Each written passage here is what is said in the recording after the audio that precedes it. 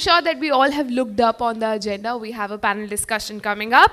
The topic is going to be about ESG Conscious March for People, Planet and Profit. The journey from India 75 to India 100. Everyone, let's put our hands together for the moderator who's coming up on the stage. We have Colonel Anil Kumar Pokhriyal, everyone, CEO, MEPSC.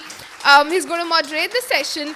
As I'm sure that a lot of us would already know, he has a diverse professional experience of more than 3 decades across 2 continents in the field of project management, operation management, including SCM, business development, procurement, UN peacekeeping, operations, skill development, and a lot more. I'm sure the bio and the experience you come with is rich, and all the other panelists that I'm going to invite entails a rich experience. Next up, we have Mr. Amar Variawa. Everyone, let's please put our hands together. Country Director, Michelin. He comes out with an experience of 25 years, versatile experience in national, multinational leading operations in Fortune 500, as well as the most sustainable companies. Next panelist who's joining us is Mr. Gaurav Sarup. Everyone, let's please put our hands together. Director, ESG, Carbon and Social Performance at Vedanta Resources Ltd. He comes and entails nearly 20 years of experience across multiple sectors. Gaurav brings rich experience as a sustainability and ESG professional. Next up, we have Mr. Sunil Wadhwa. Everyone, let's please put our hands together for Mr. Sunil. We have ex-MD Tata Power Delhi District Limited, founder and CEO, Multiple Orbits Consulting. Thank you so much, sir, for joining in. He has over 31 years of experience in the areas of business operations, project management, finance, and corporate governance. I do want to mention more because we have, as I mentioned, rich experiences in different sectors, different industries coming in, but I'm sure that we are going to have an amazing discussion. Last but not the least, we have one more person, one more panelist joining in. We have Ms. Kanta Singh, Deputy Country Representative, UN Women India. Everyone, let's please put our hands together. She's coming here with over 25 years of experience in the management of pro-women development programs. She has worked with national and international organizations to promote women in formal economy, sports and politics. Everyone, one last time, let's please put our hands together for this panel on the stage, and let's go ahead with the panel discussion. Over to you, sir. Thank you. Thank you, MC. You are not only a beautiful MC, but you are a very efficient MC also. You did the firefighting for when the minister is yet to join us. Thank you for that. Thank you for holding the stage and the fort for all of us. Very good afternoon to you all. I have a very enviable job. I am holding you between the lunch and this panel discussion. But then we have our panelists, esteemed panelists, who are very, very busy and very committed professionals. So they also have flights and some meetings to catch up to. So we'll not, without wasting any much time, I will welcome my co-panelists here, and I'm really proud to be in their august presence here, trying to moderate this very important panel discussion, which is the ESG Conscious March for People, Planet and Profit. The journey from India at 75 to India at 100. So this is not only the Amrit Ka Mahotsav, but the Amrit Kal itself.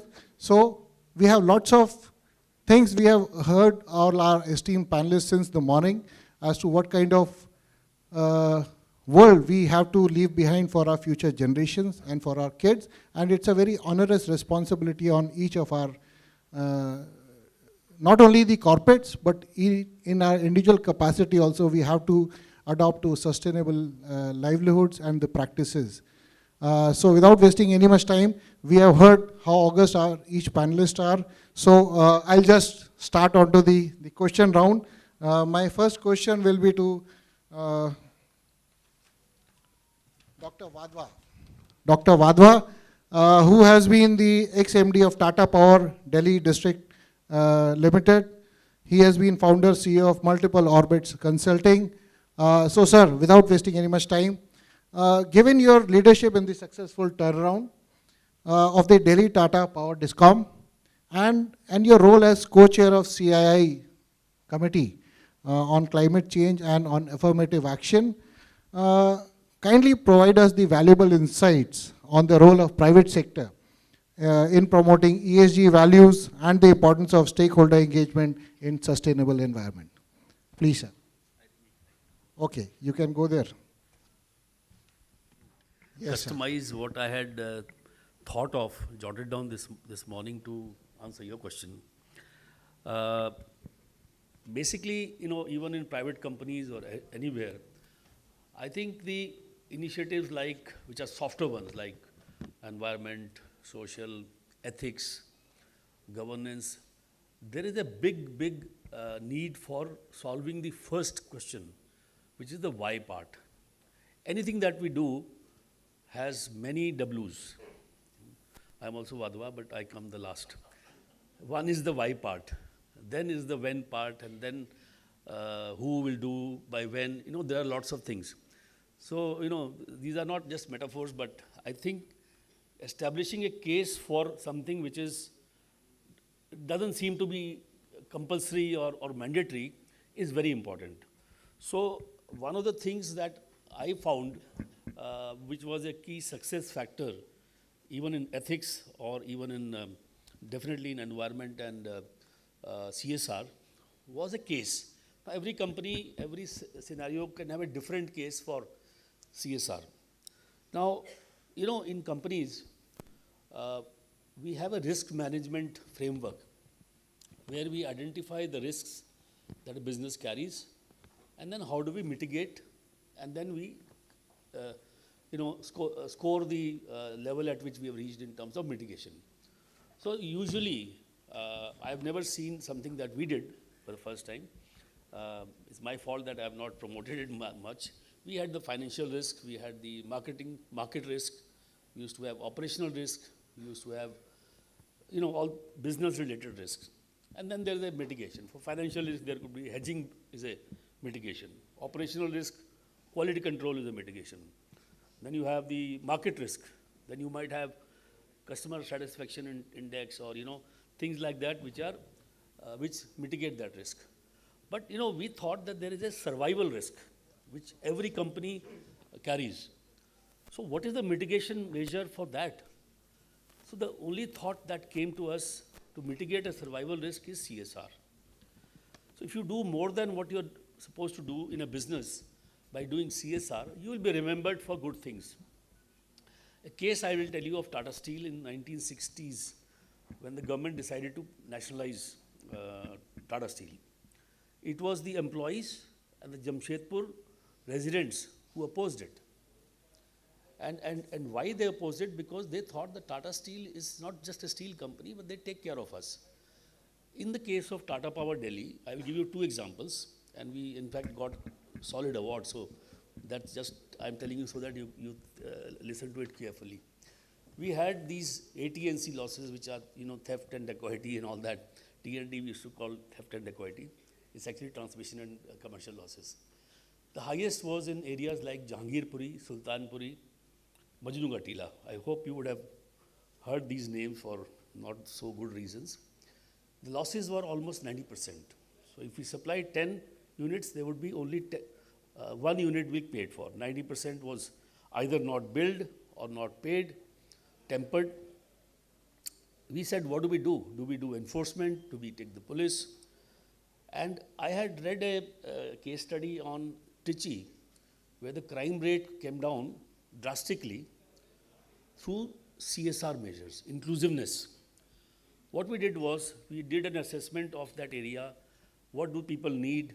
What is the dire need for, social interventions? And we finally, because of positive time, zeroed in on 2 programs in Jahangirpuri. Beautician courses for women and drug de-addiction camps for men. Drug de-addiction camp, I convinced the MLA that, look, you win or lose, you will only win. If the guy is able to leave drugs, you get 4 votes. If he doesn't leave, you still get 3 votes, assuming a 4 family. And maybe the next generation also will vote for you. So, believe me, in 2 years' time, from a 90% loss, the loss level came down to something like 15%, better than better colonies of Ashok Vihar and places like that. We were zapped. We computed the loss levels again, went to the SAP system. We were, unbelievable. Similar thing happened in Majnu Ka Tila. So I think the CSR, and this is one initiative where, mark my words, the CFO wanted to double the spend. Most CFOs of companies would not want to spend more than what is statutorily required on CSR. But that guy wanted me to find out more projects. None less than Gordon Brown, ex-Prime Minister of UK, once visited Majnu Ka Tila. And he really appreciated. There was many stories where CSR really became not only a survival mitigation measure, but for us, the business success. I just saw one slide where you said the performances, the business imperatives are linked to the CSR. So I think identification of proper CSR projects, where impact being the same between two projects, if impact is the same on social impact, if the company also benefits, I think a lot more money can be spent on CSR. This was one learning for us on the CSR part. Coming to climate change. I have a lot noted down on this, but I think climate change is one thing which I want to cover within my 10 minutes. And it's a little philosophical. It's a very macro perspective that I have learned so far, which at least has worked on me. There are concepts of one life, drink, enjoy, be merry, hell with tomorrow. Now that short-term approach is akin to, for example, I live in rented accommodation versus I live in owned accommodation. I care more for if the house is my own, because I'll think that next generation will have to, my son will also be there, and therefore I take care of its maintenance. Renting is, I'm here for 2 years. Now that kind of an approach, sorry to say, it is the life, the age of politicians also matters. They see another 10 years, 20 years, and therefore this climate change subject never becomes a concern for them. If we had younger guys, governing the country, they'll really look at a longer term. So I think the basic problem of why there is not enough concern on climate change is the longevity that we see. I saw this movie called Inconvenient Truth. That movie is being made by the former Vice President of USA, Mr. Al Gore. Believe me, if anybody has not seen that movie, please see it, circulate. It shows what the world will be in 2070 if we do not take climate abatement actions. One thing I must appreciate, I am not a political guy, but I think for a change, if you really look at the subject today, also for a change, the current regime, the government, is looking at a longer term horizon. You're looking at 2070, 2047 being the 100 years of independence. So when you look at that, you start visualizing what will 2070 look like? What will 2047 look like? Not just next elections, how will it look like? So the moment you start looking at that long term, I think climate change becomes a very important subject to initiate interventions. I think my feeling also, how I justify myself to be doing more work on climate change, which has no immediate impact on me. I mean, if we work on climate change, tomorrow you don't get anything. Tomorrow your bank balance doesn't increase. So the thinking has to be, I see this planet as something we have borrowed from our next generations. The concept of borrowing is when you borrow something, you have to pay interest on it. If you borrow 1,000 rupees, maybe 10 years later, you have to give the guy 1,800 rupees. Are we doing that on this borrowed planet from our future generations? We are probably not even paying interest. Forget about principal also is being, I would say, deteriorated. So I think these are the concepts which makes people feel that there's a compelling reason to look at climate change, not necessarily the immediate benefits. I'll give you one example of how clean word can also be profitable. We were running a power plant in Cuddalore where the NGT imposed a fine, not a fine, a condition that we have to install an equipment called flue gas diffuser. So that's an equipment which reduces the sulfur content, sulfur emission in the air. 800 crores, major amount. The tariff was the same, the tariff would not change. That means that we will start incurring losses.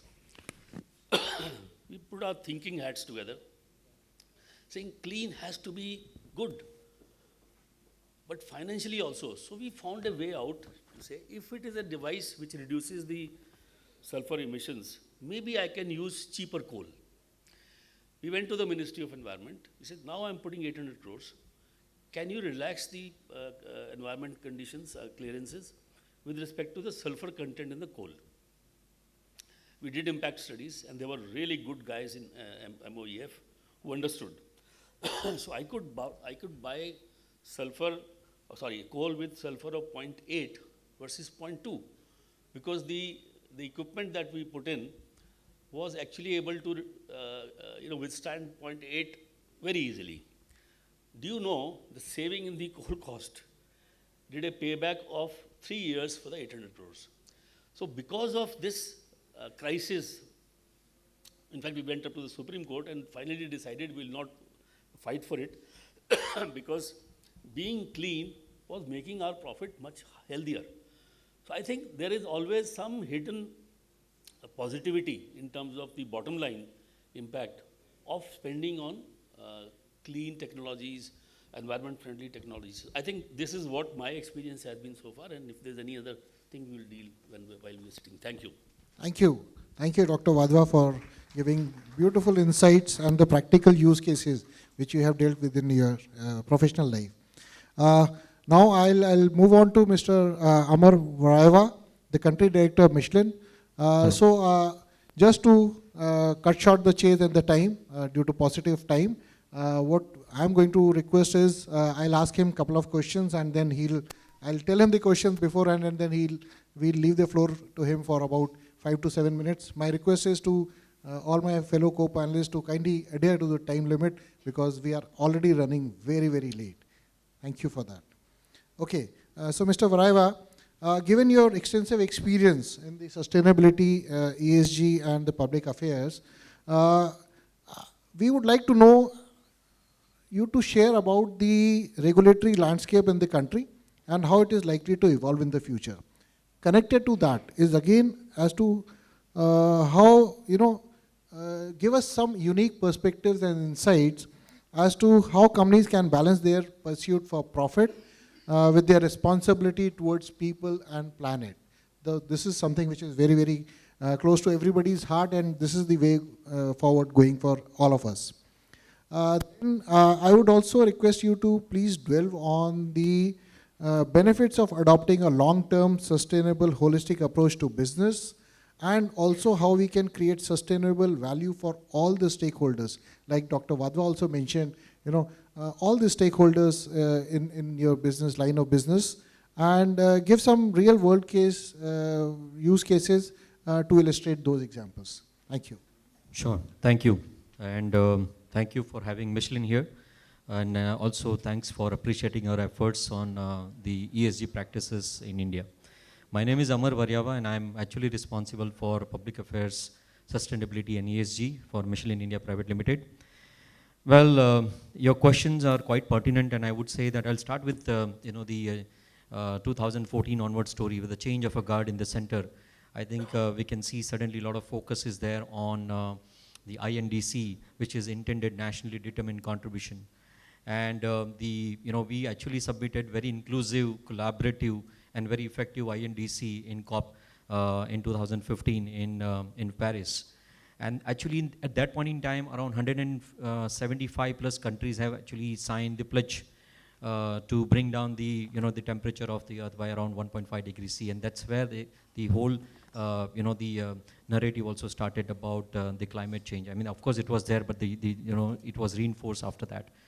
And then subsequently, if we see recently, the same INDC was further reinforced by the Panchamrit, which our Honorable Prime Minister gave in COP26 in Glasgow, which was talking about the net zero by 2070, and also talking about 500 gigawatt of renewable energy deployment into the overall system, and using around 50% of non-fossil fuel energy for all the needs of heating and cooling. So I think I'm seeing that India is doing tremendous job in terms of decoupling the economic growth and the greenhouse gas emission contribution. And this is very, very important, because there are many countries in Europe which have done the similar kind of journey, like Denmark. So when the country was growing, there's a tendency that the greenhouse gas emission also will go on a higher side. But luckily, we have all the kind of ingredients that has been put by the government. That was quite evident by the recent budget also. We can quote that as a green budget. Government is also now coming out with a lot of schemes and policies, like the transition, energy transition, climate fund. Also, if you see, there's a lot of focus on renewable energy, green hydrogen policies there now. They are giving a PLI, production link incentive, for coming out with more and more Atmanirbhar Bharat kind of a capability and job creation opportunity. As far as Michelin is concerned, Michelin is a French company, which was founded by two Michelin brothers, Andrew and Edward, way back in 1888. And now, if you see, Michelin has presence in almost all continent. We have 123 manufacturing facility in 26 countries, including one in India. And we have 9 R&D centers, including one in India. Around 125,000 people are there in Michelin. Now, if you see, Michelin, the bigger purpose of the Michelin is to, better way forward for everybody. And our all sustainable approach is very well blended with a, group strategy of 3 Ps that you're talking about: the people, planet and profit.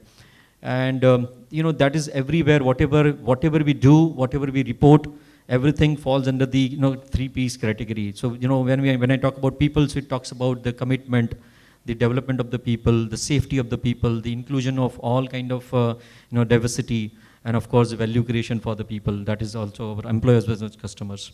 When we talk about the the profit, it's a growth, profitable growth through innovation, through technology in our product, in our service, in our solution. And when we talk about planet, so planet is actually, we are talking about the carbon neutrality by our factories, factoring our factory operation, our product usage, and of course, finally the circularity or circular economy. So we have a lot of, such, some of the, small examples. I will probably, try to cover them in a very, minimal possible time.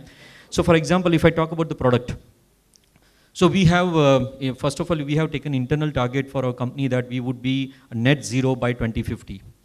And all our products will be made of sustainable material to the tune of around 40% by 2030 and 100% by 2050. That means tires will be sustainable or made of a sustainable material. And I'm happy to share here in this forum that today all our truck and bus tires are made 58% of sustainable material. And the passenger car tire is made around 45% with sustainable material. So, this is the kind of approach we have in the product. And what will we do after the end of the tire? So once the tire is completing the useful life, then again we actually put it into the the pyrolysis process, which is state of the art, not the one we see here. And then actually we try to take out the oil, the steel rod, and the the recovered carbon black, and then it goes back into the production of the tire. So it's not a recycle, it's upcycle. As far as the the manufacturing facility is concerned, if you see, we have a internal target that we will have zero impact on the water availability to the local community by 2050. That means we will not take any water from the local community. And today, if you see, we have a factory in Tamil Nadu where we take only 30% water from Tamil Nadu government. 70% water we use that we actually captured as a part of rainwater harvesting. And so all that water we use for our tire making process. And we are zero discharge, liquid discharge company. So whatever water we use for making of tire, that water gets chemically impacted. So that water we again clean and bring it back into the usage. So even water is like that. About the air, so we have around we have put around 9,000 saplings into 3,000 square meter area. And it's a very dense jungle inside our factory, which is spread across around 225 acres. So the air inside that particular, the area, we call it as a Milwaukee, Japanese technology, where around 9,000 trees are there. The height of the tree is around 2.5 to 3 meter now. And the air quality is so pure, so clean, so regenerating. And typically on the Environment Day, we give a saplings to our employees. We make all the, vegetables or, regular food items that, we harvest from our own, the farm inside the factory. So this is how, we are very much, careful and dedicated to the environment impact also. And last but not least is that, we have also adopted around 31 villages in and around our factory or facility, where we are doing all kind of, the education, health, sanitation kind of activity. We have also adopted 10 mobile medical units, wherein, the villages where there's not even a road facility is there. Our bus is going there. Bus is the mobile, hospital where they can cure the people. And I'm happy to share here that we have mobilized around 200,000 people for COVID vaccination in and around our factory area. So anyway, these are the kind of efforts we are doing. So in totality, ESG is nothing but it's a universe of topics which will actually cover the, business practices, very well gel with the, the impact and dependency of business on community and environment. Thank you. Thank you, Mr. Variawa. That was really awesome, and no wonder that the Indian ESG Network felicitated you, because you deserve the award. Heartiest congratulations once again. Thank you. In fact, the points which you covered were really awesome, and we as part of the jury, we really saw this transformative and the commitment towards the planet and also people. That was really awesome. Heartiest congratulations. Thank you. Okay. So moving on to you, ma'am, Kanta, ma'am. Ma'am, we have been together in multiple forums, and really glad that you share the stage here with us and guide us. You have a very, very important role, ma'am, considering your role, stellar role in the UN Women, what you have done. I'm sure the audience would want to know about your views on the importance of promoting the gender equality in the ESG practices, and also in promoting the sustainable development. We would probably like to, you to give examples of how gender-sensitive ESG practices can benefit both the women and also the organizations. And I'll just add two more small little questions so that then you can complete in your talk. Also give your experiences from your career that highlight the importance of the ESG practices and gender equality, and provide recommendations for businesses and policymakers how to integrate ESG practices into business to balance the economic growth with social and environmental responsibilities. Thank you, ma'am. Thank you, and good afternoon, everyone. There are too many questions, actually, and let me start with the I just wanted to throw all the questions at you at once so that we don't waste time, and then I wanted this beautiful audience also to have a chance to ask you a couple of questions, so that's why. Sure, thank you. And thank you for inviting me and UN Women to this event. When I started talking to Vikrant in the beginning, when he said they are creating a network on ESG, I told him the first thing was that start right. And that means start from the governance part of it, that the ESG network has to have enough number of women to give that perspective, so that I don't have to talk about women when I come here. We can really focus on the brass tacks, which have to be part of the event. But anyways, that has not happened. We see many men, and I'm sure most of the decisions have been made by men. So it's again my job to bring women's perspective here. ESG and women have a direct correlation. Not only women are beneficiary of what Wadhwa sir was talking about, that they don't benefit from CSR or anything. Women are huge contributors to the ESG framework. And that means companies or countries who are not using women as a resource are not going to benefit from that. Trust me. Because it's a job half done. If you are choosing from 50% of the talent pool, you're not going to reach very far.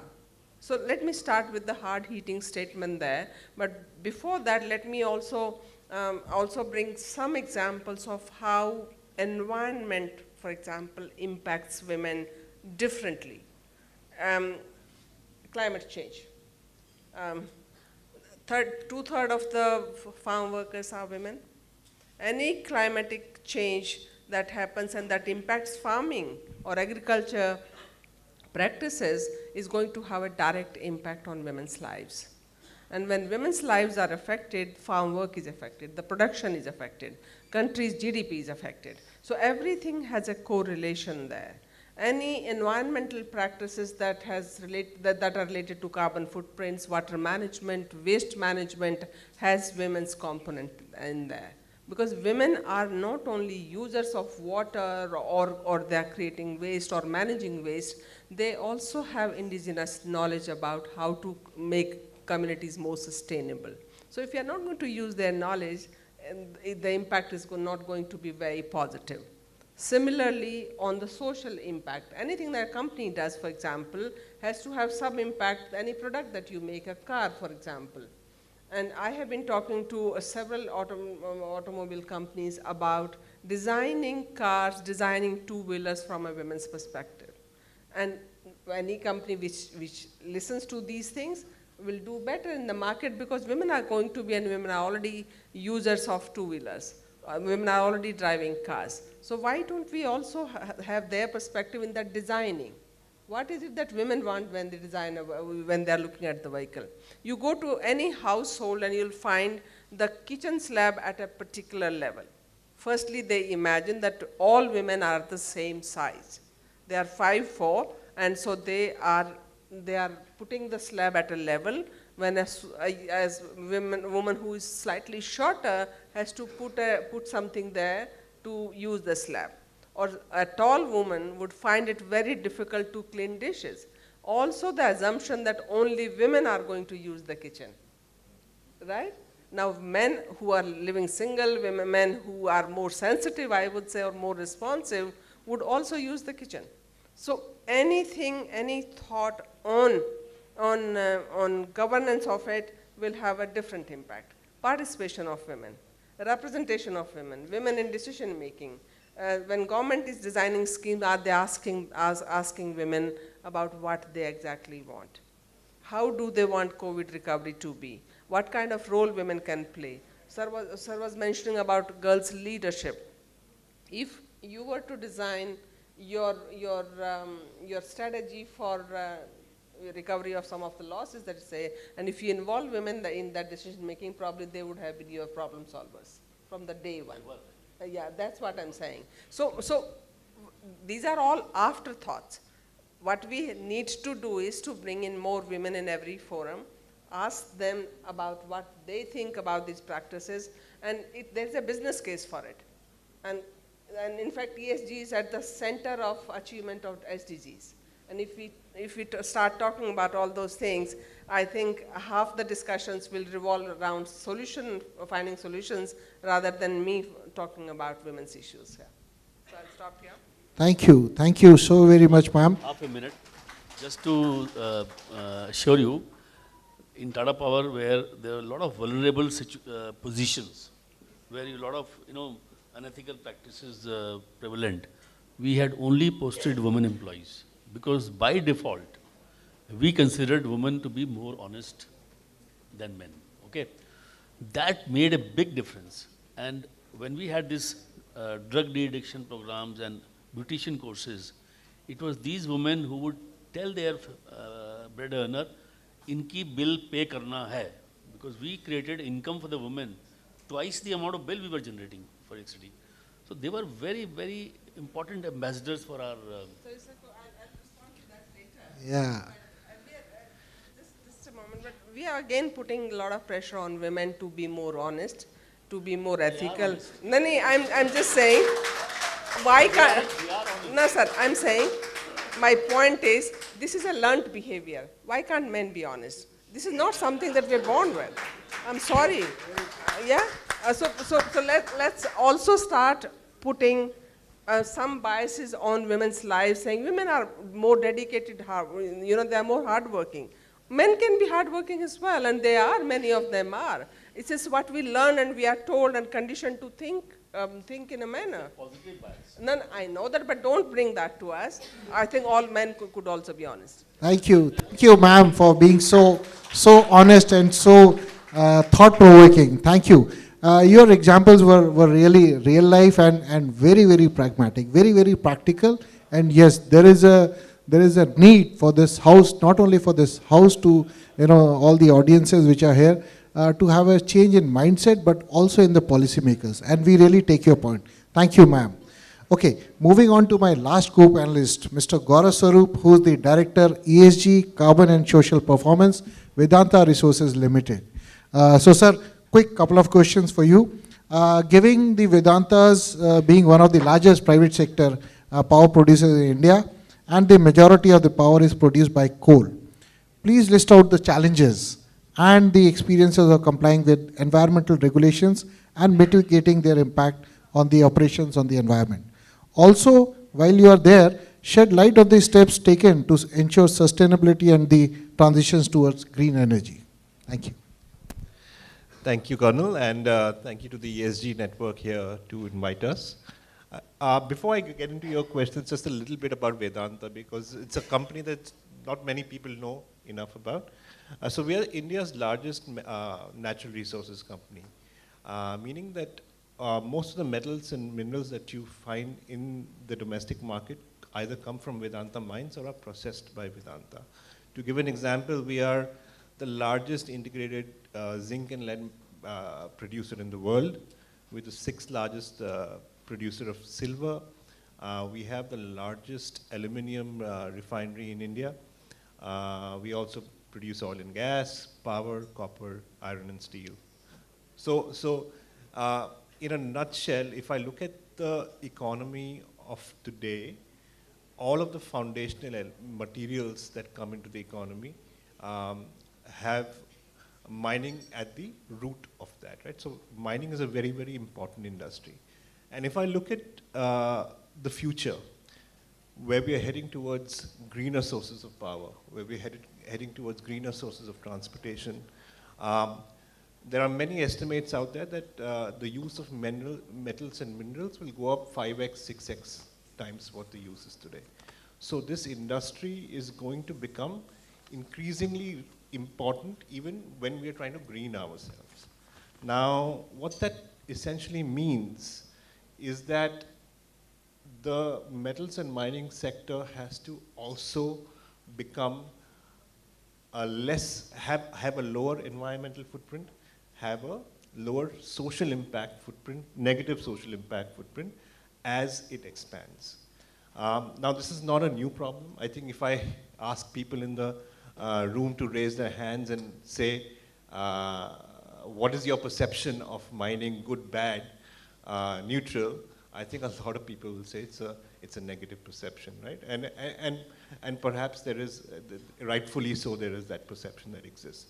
But the metals and mining sector has been looking at this, the way it does business for decades now, right? And systematically has brought in changes so that these negative consequences, these negative impacts are minimized, decreased, offset. Vedanta is no different. Like I said, because we have such a large manufacturing footprint, we also have a large environmental and social footprint. We are perhaps one of the largest CO2 emitters in the country, right? And that puts a lot of, you mentioned coal power.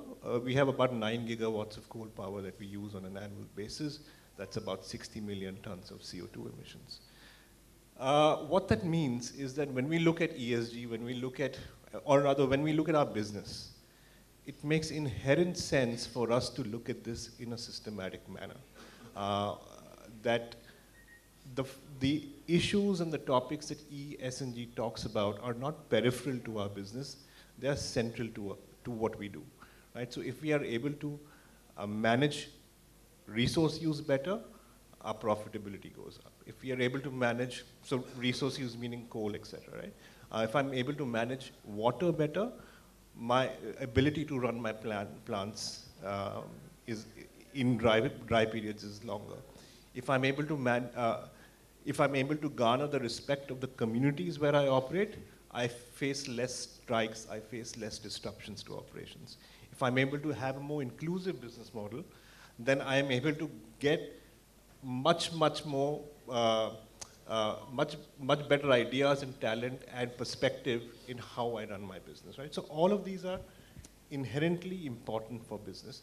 So while we've been doing this, laying the foundational elements of putting the policies, practices, standards in place for more than a decade now, about a year and a half ago, we said, look, all of that is great, but are we seeing changes or improvements in our performance? And the answer to that was not really. And so we did a transformative exercise in 2021 where we said, look, we have to up the ambition on everything that we do, right? And we have to do it in a holistic manner, addressing everything that E talks about, everything that S talks about, everything that G talks about. Fundamentally, if I talked about, if I look at the journey in 2021, it was a sustainability team talking about these issues. If I talk about 2023, I see a large portion of my senior management talking about it, right? And under the aegis of what we call transforming for good, we've put elements in place for transforming communities, transforming planet, transforming the workplace. I'll talk about the planet because that was where your question was, right? What are we doing on the GHG part? What are we doing on coal power? So like many large companies in India, around the world, we also have a net zero target, and we plan to become net zero by 2050 or sooner in cases of certain businesses. We have interim targets in place. By 2030, 25% of our GHG emissions will be reduced from a 2021 baseline, right? So from 60 million, I'm bringing it down to 45 million by the end of the decade, and by 2050, I'm taking it to zero. How?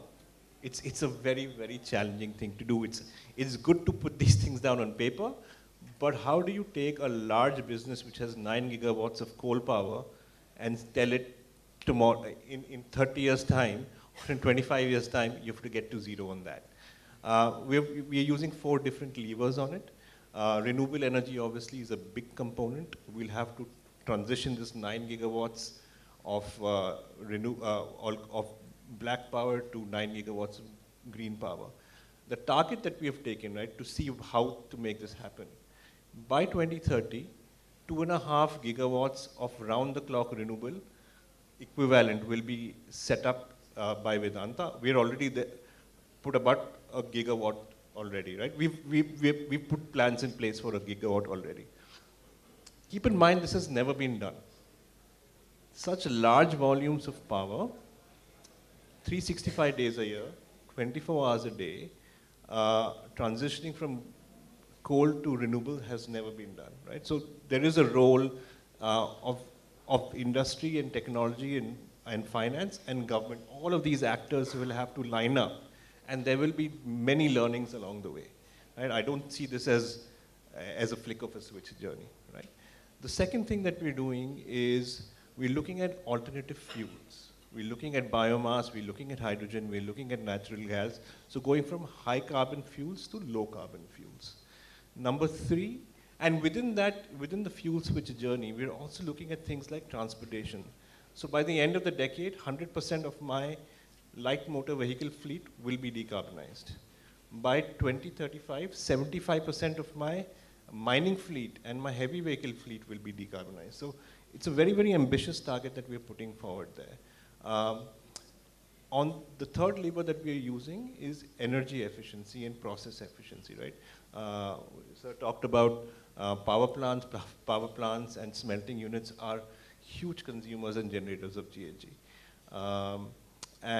So the technologies, whether it's turbine enhancements or smelting technology improvements, all of those are playing a role in bringing it down, right? So there are multiple things that are happening, but what we are seeing in this very, very early stage of the journey is that the internal management alignment, the conviction that this has to be done and can be done, working on the technology and the finance, getting multiple teams internally aligned, all of these things become very, very critical, and then we start to implement, right? So I'll just take one more minute, right? Because, ma'am, you raised fantastic points on equity. And one of the things that Vedanta has been really pushing, and which is why I'm bringing it up, because we'd love to engage on this further, is to get women in leadership roles within the company, right? So it's good enough to recruit more women and have women at, from the shop floor upwards, but how do you get them to leadership positions in excos, in mancoms, in boards? That's a very, very serious commitment. So about the target that we have is by the end of the decade, 30% of all of our leadership decision-making bodies, leadership decision-making bodies will have about 30% women. And across the board, 20% women in place, right? So including women as mining managers, women in night shifts, women doing technical jobs, not the finance and HR and all of those elements. And the other part that we're looking at is looking at diversity beyond gender, right? Diversity has many, many components to it. So what do you do with the LGBTQ plus community? What do you do with people from less representative states in India? What do you do with people with disabilities? So all of those things become very, very critical.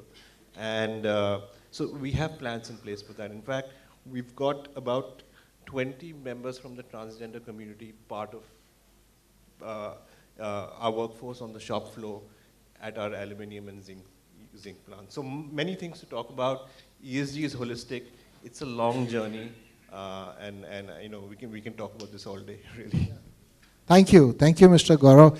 That was really heartening to know the transformative journey which Vedanta is on, and you have plans in place. So there is a method in madness, and that is really heartening to know. What you covered in the last is also very, very important. Now, if you just allow me, because this is a panel discussion, the audience has been so fine and so nice. I would like to probably give them a chance to probably ask 2 questions. I would request you all to please state your name, ask a question to any of the co-panelists by name, or you can just let us know and I will ask my co-panelists to answer you. Request is kindly keep it very brief because we are running woefully, behind our time. Thank you. Anyone? If anyone wants to go ahead, you can please raise your hands. I think everyone's minds have just been waiting. Is it? What's for lunch? I'm sure, yeah. Yeah. So I take it as that, and indeed it was a very it was very honorable on my part to be part of such an august panelist, and they are from such diverse field. Being okay, we have one ma'am.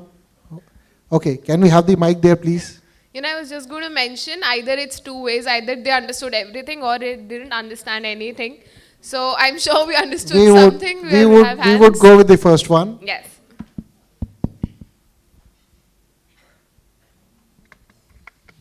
Actually, I must congratulate. I mean, it's eye-opening for me to hear what the corporates are doing. But I would ask a question to the gentleman from Vedanta, since they're operating in various parts of the country.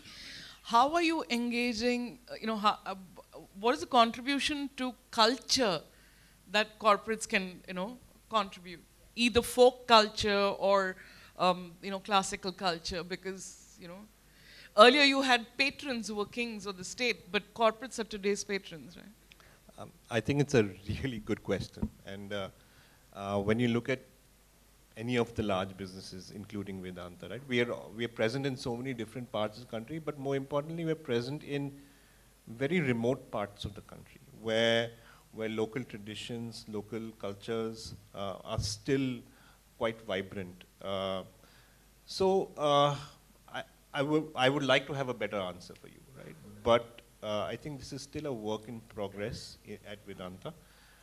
In one of the areas where we operate in Odisha, and Odisha has a large tribal population.